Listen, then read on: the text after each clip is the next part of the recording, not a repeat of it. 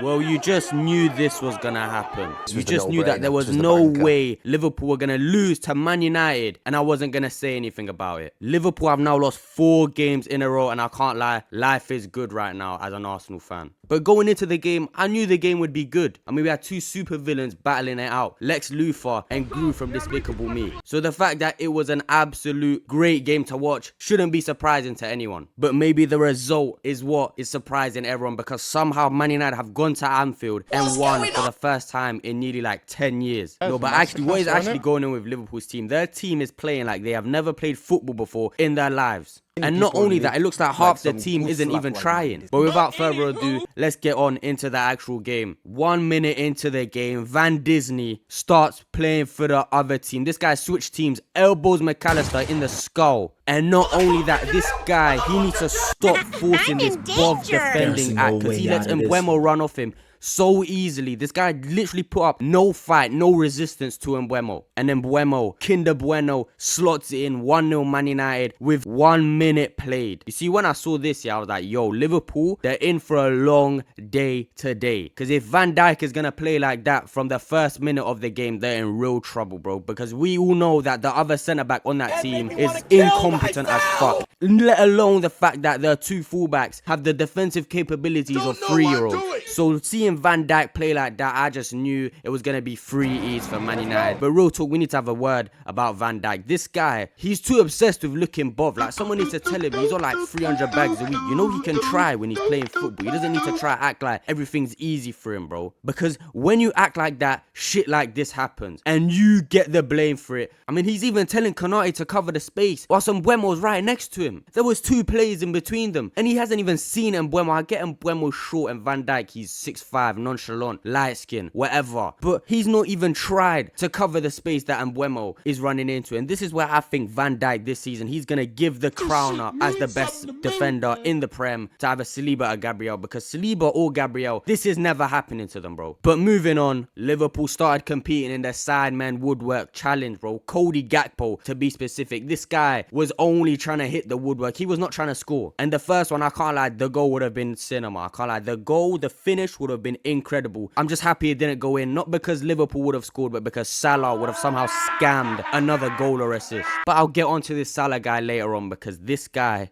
whoo, this guy's going to get the worst of it out of every single player. Then in the 24th minute, Man United pull off what is probably the most well-worked piece of play this whole season with Bruno, who, look, I'm Bruno's #1 hater, but this guy was absolutely sensational yesterday. Hitting the woodwork, that goal would have been beautiful. Imagine Man United going 2-0 up at Anfield within the first 25 minutes. I would have been crying tears of joy, but it didn't happen, so now we're moving on. Actually, before moving on, I wanted to touch on a couple of the Man United players. Pause. Mbuemo was class yesterday. Ahmad was class yesterday. Amorim, you've got to give him some credit. He did manage the game really well. Bruno and Casemiro in midfield. Casemiro, he actually played really well. But not only that, Amorim managed the game very well. He saw that Casemiro was getting tired around the 60th minute, so he brings on a guy for some new legs in midfield. Same thing with Ahmad. You see, Ahmad is getting a little bit tired. They don't really need to chase the win. Brings on a more defensive player. So I'm just there left thinking, where's this been all season for Man United from Ruben Amorim? Like, why has his brain decided to enter back into his head at Anfield? And like I said earlier, I'm Bruno's #1 hater, but this guy was unreal yesterday. Then in the 32nd minute, Liverpool were on the attack and they nearly scored the most Liverpool goal. If there was a goal that Liverpool scored this season that encapsulates the way they've played all season, it would have been that one. A deflected cross, bounces off the crossbar. Man United catch life once again. Hey, Gakpo, that's 2 out of 3 of the woodwork, bro. Let's see if he can complete the challenge. I can't lie, towards the end of the first half, Liverpool, they started cooking, bro. In the 35th minute, Alexander Isak, he thought he had his moment. Even I thought it was gonna be his moment. That's what I was thinking in his head. This guy hits it straight at the Man United keeper. Isak as well, this guy, he needs to be studied. I don't know what sort of body swapping this guy's done before he left Newcastle. If he sold his soul to the Newcastle fucking owners, yeah, or I don't know what he's done, but that guy is not the same guy that turned up to Liverpool. Then in the second half, in the 50th minute, Gakpo, he's done it again, bro. Hits the post for the third time, or hits the woodwork for the third time in the game, I can't lie, I started to feel bad for him. I genuinely started to feel bad for him because this guy deserved his goal. And eventually he finally got it. He scores the luckiest tapping I've ever seen. Chiesa gives it to him on a plate and it's 1-1. I can't lie, at this point I start shitting my pants. Like in the Chelsea game, I thought Liverpool were going to crack on and get a goal to win them the game, because that is what Liverpool have been so good at doing all season. But pleasantly, to my surprise, Bruno with an absolutely ridiculous cross into the box. I don't even know how that's even possible to get it that accurate. First time in the air onto the skull